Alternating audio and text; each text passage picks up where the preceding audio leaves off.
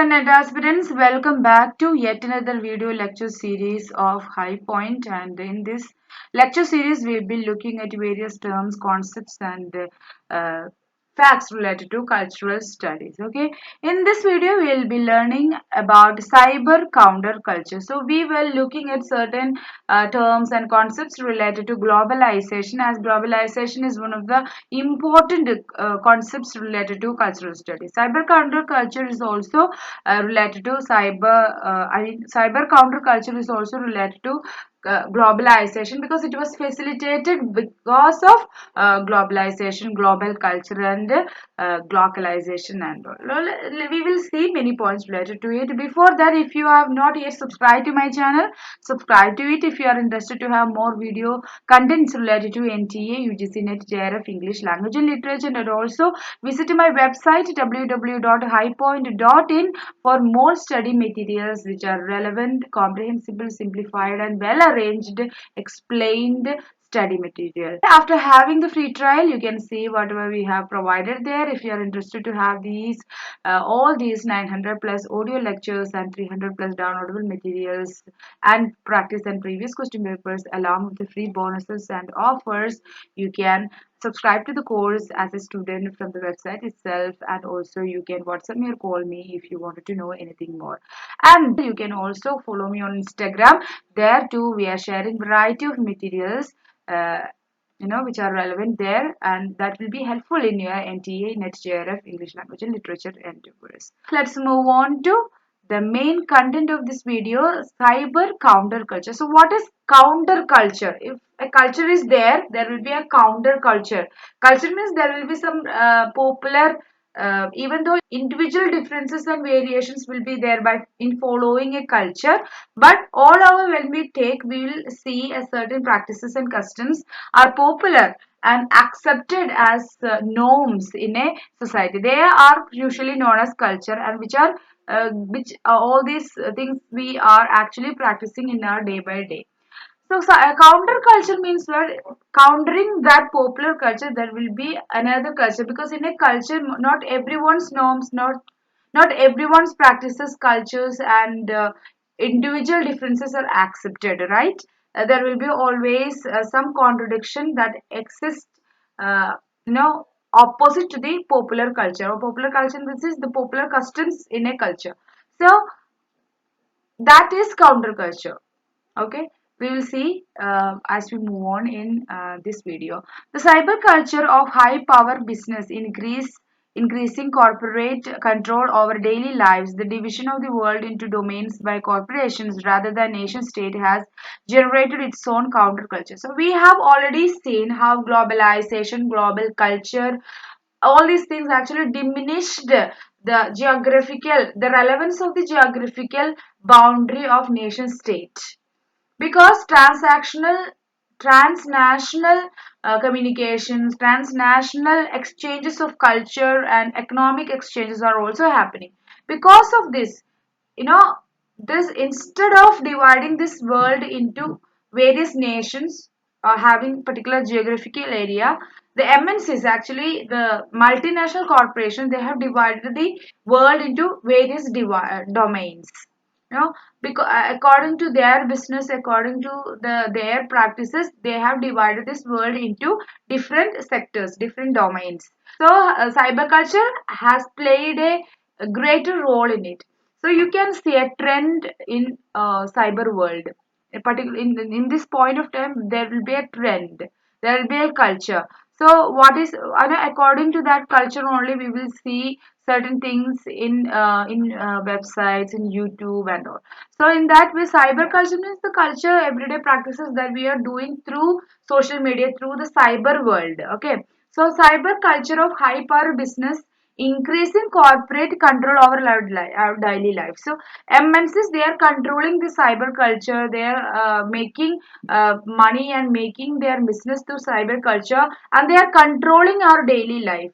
How they are controlling our daily life, we have seen already in the early video. See, in globalization, we have seen how telecommunications, internet influenced our local culture, and how our ethnic things, our ethnic cultural items are available in global culture and all.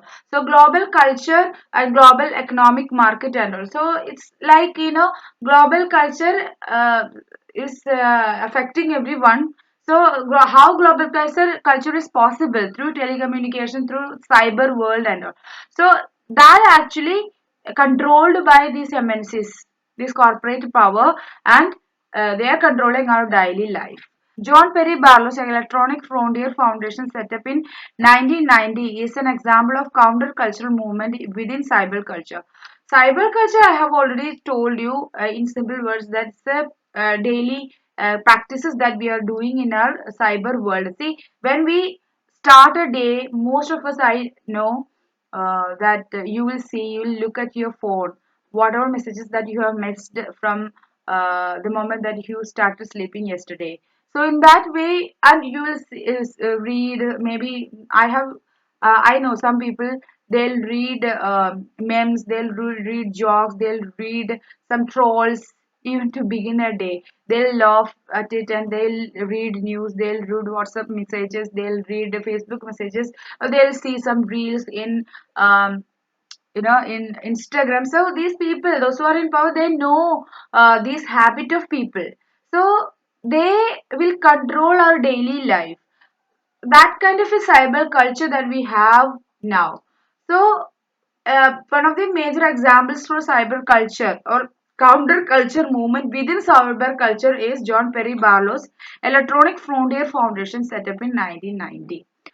Appadure suggests that there is a double apartheid involving around globalization. Apartheid means those who are affected by the first world invasions and also Appadure suggests that he says that there is a double apartheid, not a single but double apartheid involving around globalization. As globalization happened, double apartheid happened according to Appadure. The first form of the apartheid is the separation of academic debates and the vernacular discourses about how to protect cultural autonomy and economic survival in the local or regional and national sphere. The first form of apartheid happened when there is a separation happened. When academic debates and vernacular discourses, they don't have any connection. We are learning many things in school. We are learning English language. We are learning economics. We are learning many things in our schools and colleges. They don't have any application in our local area. They don't have any connection to our regional or local sphere. The economic survival that we need to achieve locally or regionally or nation wise. We are learning something in order to have a job in MNCs, in order to have in a foreign country. So this will happen. This is an apartheid state, and the first form of apartheid is the separation of these academic debates. Academic textbooks, in academic spheres, in academic debates, the vernacular discourse, it is disconnected. That when that got disconnected, we don't know what to do in order to protect our cultural autonomy, in order to what and we don't know what to do in order to protect what to do have economic survival in the local and regional national sphere. Okay.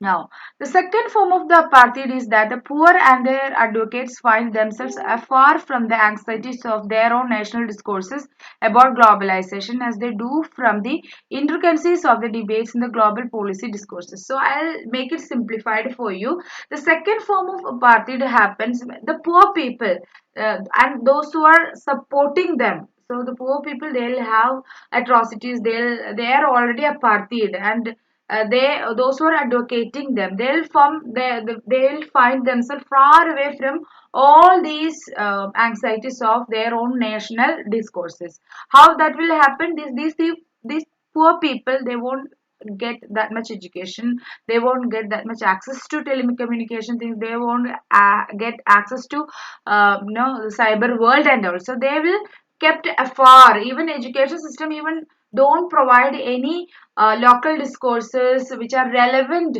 in order to save in order to preserve our cultural autonomy and in order to look forward for economic survival locally, regionally, and state-wise.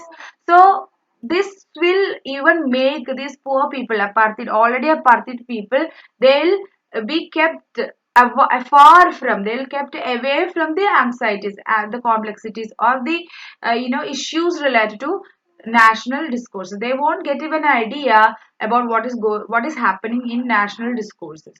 Arjun Appadurai argues that there is an increasing disjuncture between the globalization of knowledge and the knowledge of globalization. So, what is globalization? Like I said in the video of globalization, that was the first line of that video, of that slide, first sentence. What was it? We apply globalization, the term globalization, so widely that we don't even have a clear idea about globalization. There is a disparity between, there is a disjuncture between globalization of knowledge.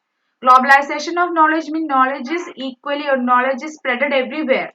Even though no explosion in knowledge happened, even then everyone is not accessible, every other knowledge is not accessible, everyone doesn't get an access to knowledge. So globalization of knowledge is a different thing, and knowledge of globalization, there is a disparity between these two, there is a disjuncture. Globalization is actually availability of global cultural artifact, global no cultural artifacts and cultural products and items from different part of the world is available in the corner of your locality. So that is basically globalization, that generally that we believe, but it is not the case with the knowledge. Knowledge is not that way available in the local store or in the in your own locality, in your regional institution, wherever you go for studying. So globalization of knowledge and knowledge of globalization, there is a disjuncture between these two concepts according to whom? Arjun Appadurai. So these are some points related to counterculture, cyber counterculture. Cyber counterculture is about, like, we have a generally accepted cultural things, cultural practices going on in cyber culture, where many people, they won't get a participation, many people they will get a participation, many people, the MNCs and corporates, they will control the cyber world and cyber culture in order to make profit out of them. So, that since we are so much into this telecommunication things, internet and all this, cyber culture affect our daily life, and we will create a counter culture in order to resist the influence of cyber culture. That is counter cyber culture. It will happen in the cyber world itself. We'll create groups, no, which are no regional groups. They will create. We will do blogs. We will do telecommunications things. We will